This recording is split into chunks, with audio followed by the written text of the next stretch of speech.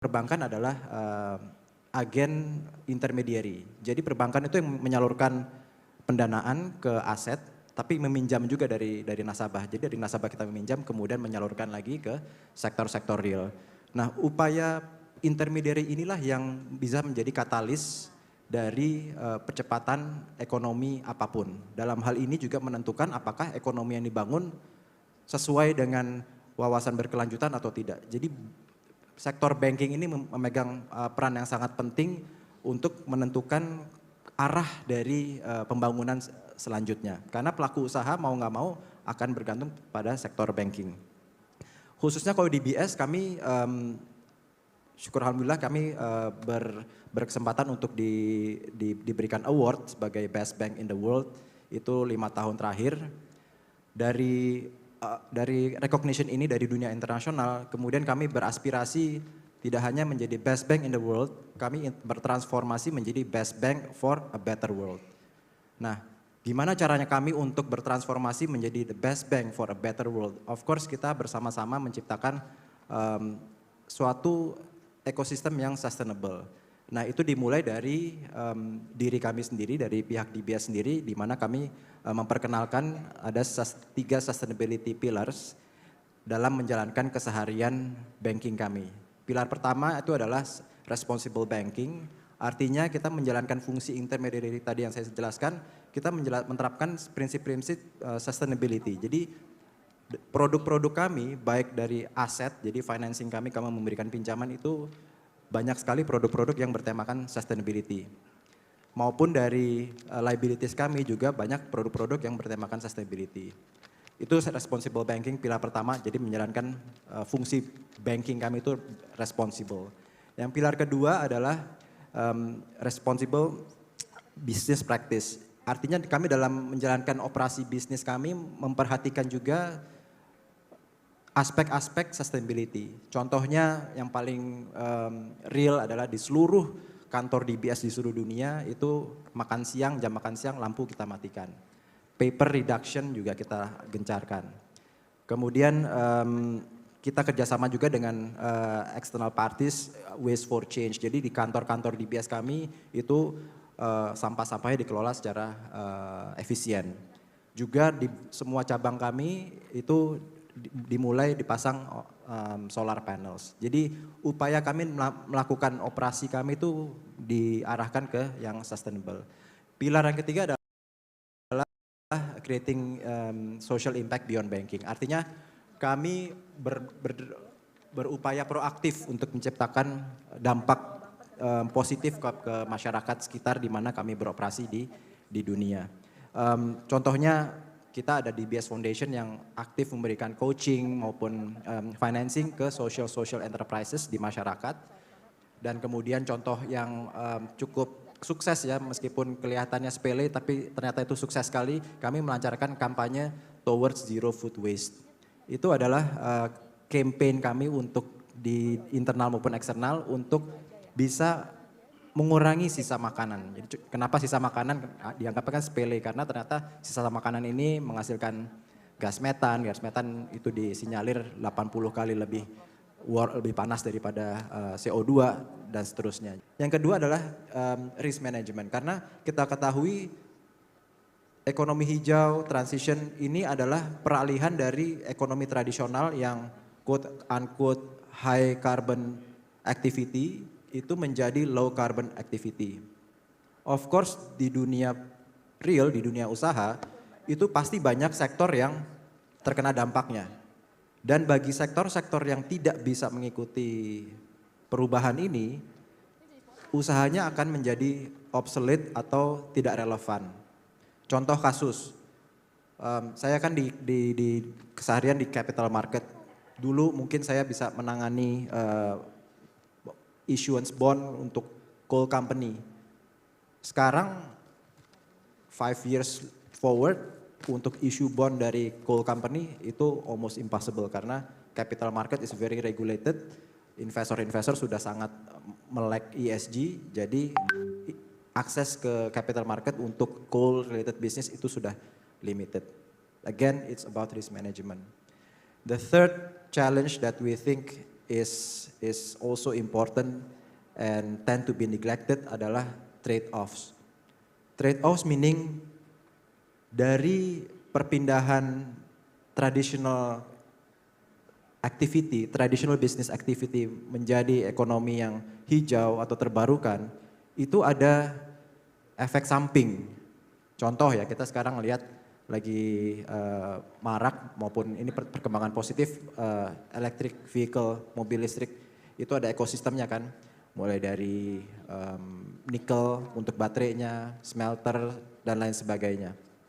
Tapi kalau kita lihat juga pembangunan dari atau penambangan nikel itu sendiri juga mungkin akan ada efek sampingnya. Contohnya ada biodiversity issues, human rights, and so on so forth. Jadi yang harus diperhatikan yang menjadi tantangan adalah gimana kita melakukan transisi ini yang just, kan ada just transition, itu yang menjadi tantangan.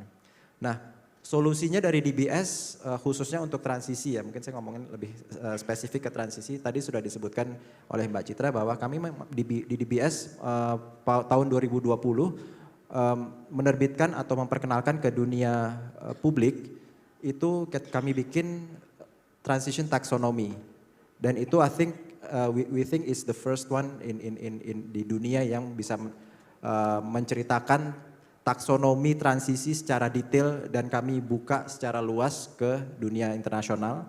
Itu kami merupakan membuat taksonomi ini untuk 9 sektor.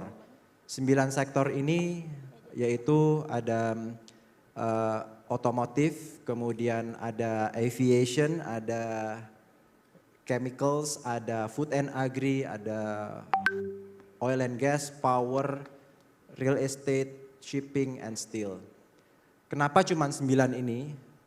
Dan tujuan kami apa menciptakan taksonomi yang detail banget dan semua orang kalau ngelihat taksonomi ini sudah ada detail langkah-langkah step-stepsnya. Asal ngikutin step-steps ini sudah bisa dipastikan dia akan melakukan upaya transisi atau menuju path to net zero. 9 sektor ini secara keseluruhan dari portfolio DBS hanya mencakup 31% dari total portfolio. Namun dari 9 sektor ini ternyata menghasilkan lebih dari 90% emisi rumah kaca. GHG emissionnya itu lebih dari 90%. Jadi kami rasa dengan kita menargetkan ke 9 sektor ini akan menimbulkan dampak yang sangat drastis bagi dunia. Dan kemudian of course adanya 9 sektor ini merupakan sektor yang memiliki teknologi low carbon yang bisa di-develop. Jadi ada scalability di situ. Dan terakhir adalah 9 sektor ini memiliki sinergi, jadi misalkan kita memperbaiki satu sektor, contohnya oil and gas itu akan bisa pengaruh ke power, nanti power bisa mempengaruhi ke real estate dan lain sebagainya. Jadi itu trickling down effect-nya sangat besar. Jadi mungkin itu yang bisa kami jawab atau berikan solusi untuk bagi dunia internasional, khususnya juga termasuk di Indonesia untuk menjawab tantangan-tantangan tadi. Terima kasih. Kita melihat satu ya, kita harus paham bahwa awareness dan level knowledge semua pihak berbeda-beda. Saya, Pak Tony, levelnya mungkin sudah bisa dibilang udah lebih dulu gitu. Tetapi bahkan yang di luar ruangan ini kita pahamilah. Kalau ditanya sustainability atau climate change masih banyak yang bingung gitu ya. Jadi pertama, kalau kita, Bank Mandiri kita dukung penuh, tapi kita paham bahwa awareness, knowledge itu sangat penting juga buat seluruh pihak. Saya apresiasi buat Kata Data hari ini, membuat acara ini juga mengedukasi dan memberikan pemahaman kepada banyak pihak, followersnya juga banyak gitu ya. Kita tahu bahwa ini nggak bisa sendiri, kita harus dukung penuh dan pertumbuhannya ini butuh juga regulasi yang jelas. Semua investor itu bertanya sama bank, regulasinya mana, apa, reward punishment-nya di mana gitu ya. Itu yang kita tunggu, kita influencing policy makers juga untuk membuat regulasi ini sama. Bank juga menginginkan insentif sebenarnya. Saya dari corporate banking sebelum ESG, I do finance all sectors oil, gas, mining, semua saya biayai gitu kan. Plantation, infrastructure, semua saya pernah tangani. Ketika kita ngomong ESG atau sustainable, semuanya bertanya, lalu buat kami apa? Buat kami insentifnya apa gitu. Kalau saya tanya balik, buat bank insentifnya apa dong gitu ya sebenarnya. Kalau kita berburu insentif tanpa tahu goal utamanya, kita nggak akan bisa maju. Kita percaya bahwa sekali lagi ini harus semuanya, semua sektor, semua pihak, semua lapisan harus paham bahwa ini penting. Di situ dulu. Jadi kalau kita lihat pandangan kita, mungkin dibantu saja sama slides-nya supaya saya nggak harus panjang gitu ya. Di slide pertama, kita melihat satu ya, kita harus paham bahwa awareness dan level knowledge semua pihak berbeda-beda.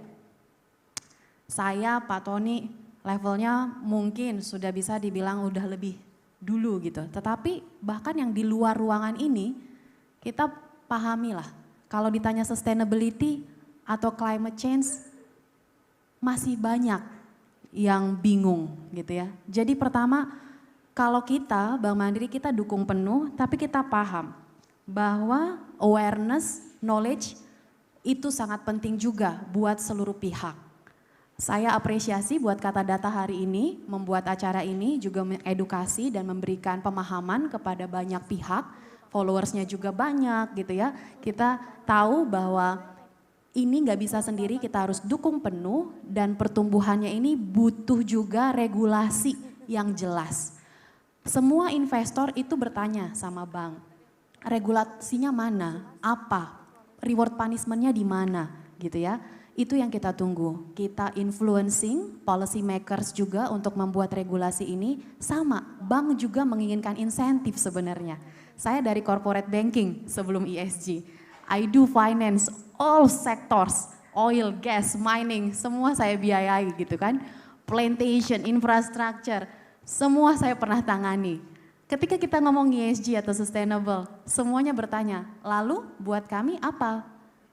Buat kami insentifnya apa gitu. Kalau saya tanya balik, buat bank insentifnya apa dong gitu ya sebenarnya. Kalau kita berburu insentif tanpa tahu goal utamanya, kita nggak akan bisa maju. Pertama kita harus tahu dulu, kita mau sama-sama capai NZE Indonesia, Pak Jokowi sudah bilang 2060. Saya apresiasi DBS sudah duluan karena MIS Singapura juga sudah lebih advance gitu ya. Di Singapura sudah lakukan carbon neutral strategi, tapi kita di Indonesia kita yakin, percaya kita pasti bisa. Komitmennya tadi kami terus tingkatkan, awareness-nya, regulasinya harus ada, tetapi instrumen kebijakan jadi salah satu faktor penting juga untuk trigger, katalisator semua sektor bergerak ke arah yang sama, itu ya. Mungkin akan tahun depan gitu ya, dan produk retailnya kita juga mulai dari awareness sampai kita infuse mindsetnya untuk pindah ke produk sustainable. Contohnya e-money yang kita pakai semuanya di tol, di Alfamart semuanya ya. Kita Bank Mandiri udah terbitkan yang recycled. Jadi kartu e-money kita kartu daur ulang. Kredit cardnya udah nggak usah pakai kartu lagi, nggak ada fisik. Pakai Livin, mobile Bank Mandiri, cardless kredit cardnya. Tapping aja handphonenya. Hal-hal seperti itu. Jadi dari wholesale kita bergerak, dari sisi funding kita bergerak, dari sisi retail teman-teman, millennials, Gen Z juga bisa ikut kontribusi. Di sana sih komitmen kita untuk selalu ayo sama-sama dukung NZE operationsnya, NZE emissionsnya, semua di Indonesia kita menuju yang low carbon.